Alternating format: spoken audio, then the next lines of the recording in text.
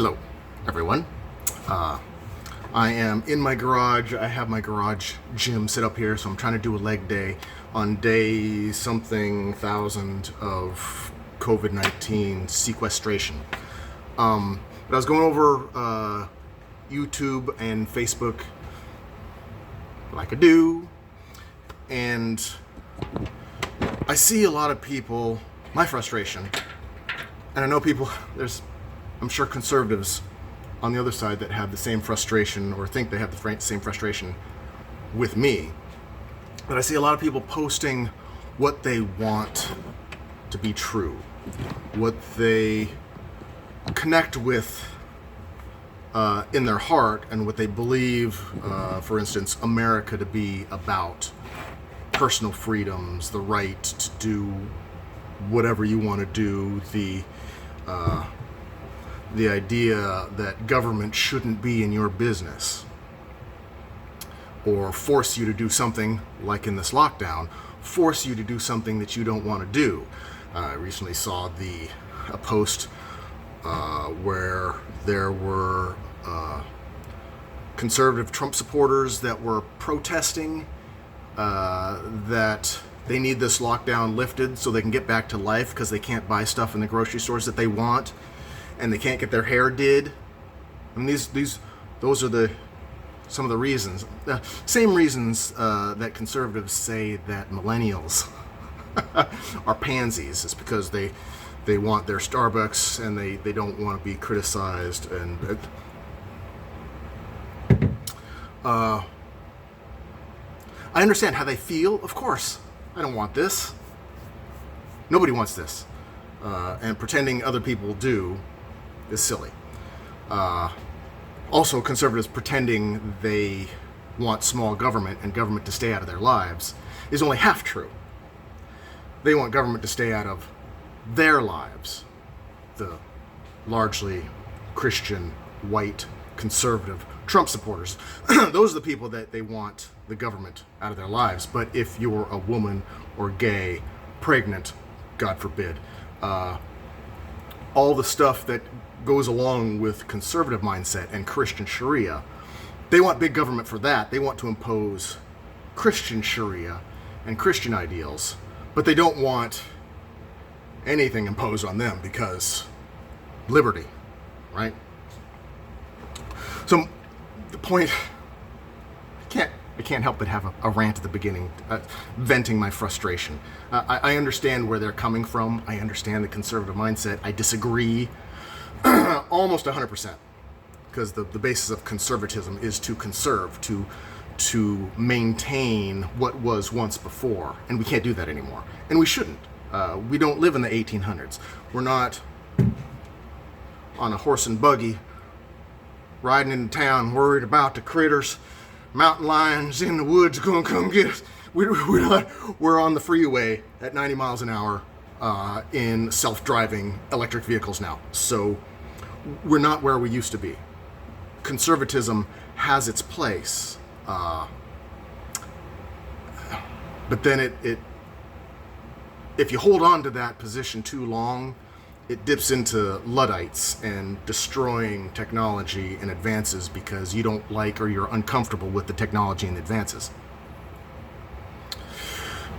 That rant aside, what I was trying to go over in my head about is why I approach it differently than most conservatives and a lot of other people that I know. And when I say it, it's going to sound obvious, but I want to say it just to get off my chest while I've got some testosterone flowing and I'm procrastinating doing the next set.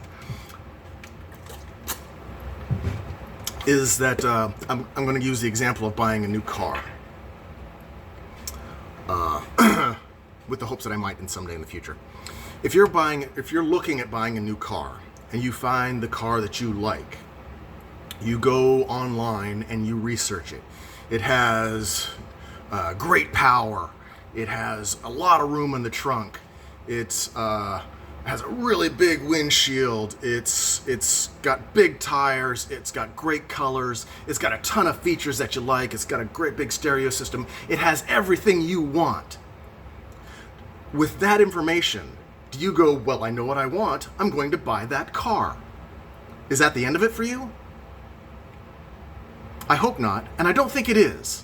Most people, especially in the information age, with Google and Amazon, what you want to do is see what the fuck is wrong with it. You already know why you want to buy it. What you don't know and what you need to know is why you don't want to buy it.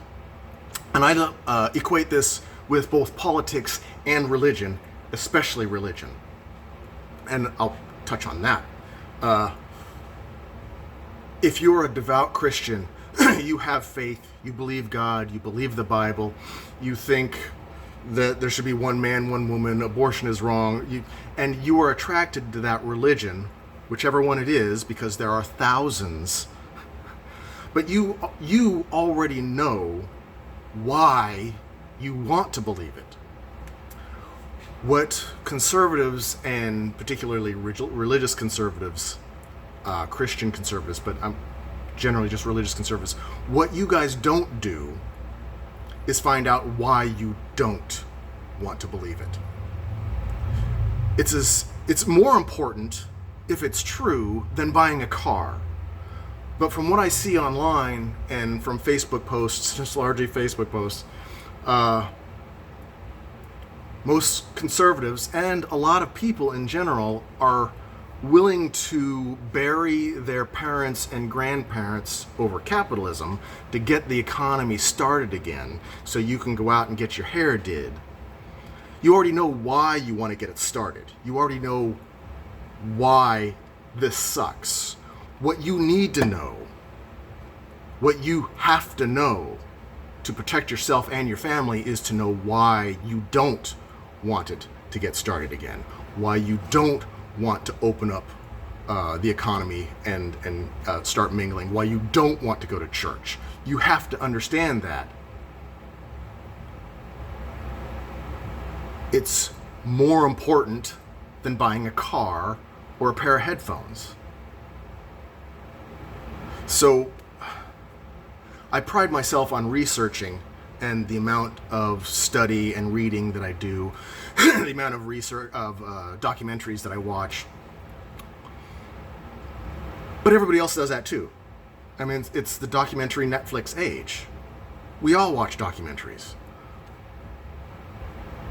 But my hope is, maybe with this video, and as more people talk about it, is research isn't about looking for what you want to find. Confirmation bias, right? This is what confirmation bias is. When you hear the words confirmation bias, what you don't want to do is only see the good things and then buy into it. You need to know what's wrong. You need to know the bad. Break that conservation bias, because it's... And that's where I separate myself. When I look at a documentary, and I know it's largely because I'm hugely sarcastic and bitter and angry, all that. But even in the things that I like and enjoy, I want to know what the fuck is wrong with what I'm enjoying and liking. So I'm one of those irritating critics to watch a movie with, because I'll point out the flaws. I'll point out how ridiculous this particular plot is. And I mostly, like when I'm watching a movie with my wife, I try and sit on my hands and bite my tongue. It's hard, but I try and do it. But with this, it's too important. I look at everything through the lens of what's wrong with it. I love movies. I love anime. I love video games. I love stories. I love all the things that everybody else loves. So it doesn't, in my mind, or how I feel, it doesn't reduce my enjoyment of life and entertainment and education. To me, I feel it expands my appreciation of it. But when I share, it largely comes out as sarcasm, bitter, pessimist. But understand just because somebody is poking at the thing you believe in and you think is awesome doesn't mean there's nothing wrong with it. I understand fairly well how a plant grows, how a flower blooms, how the mathematics of the Fibonacci sequence aligns the petals and leaves around a branch and stem. Knowing how and how fucked up it is, because they all have issues, in no way takes away the beauty of the flower, and in my opinion only adds to the amazing nature of it. So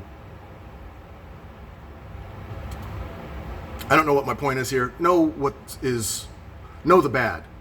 You already know what the good is. You already know why you want something. You already know why you believe something. Put in that extra effort to know why you shouldn't. Stay safe. No licking toilet seats.